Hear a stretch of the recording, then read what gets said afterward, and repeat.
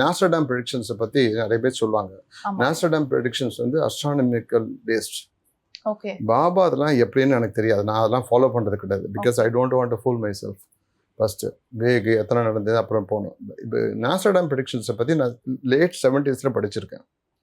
அப்போவே வந்து world trade centre விழுறதை பற்றி நான் படிச்சிருக்கேன். மேட் மவுண்டன்ஸ் வில் கிரம்பிள் அப்படின்ற வார்த்தையை படிச்சிருக்கேன். இவங்க சொல்கிற மாதிரி 2 ஸ்டீல் பேர்ட் போய் இடிக்கும் அப்படின்றதெல்லாம் கிடையாது.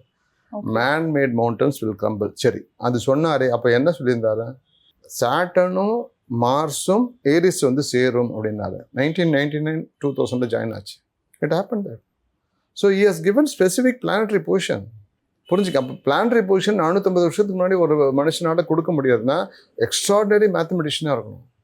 பஞ்சாங்கங்கள் இருந்தது அப்படின்னா கூட for him to say that sitting in ஃப்ரான்ஸ்ன்றது ஒரு ஃபினாமினல் பர்சனல் டேலண்ட்டை.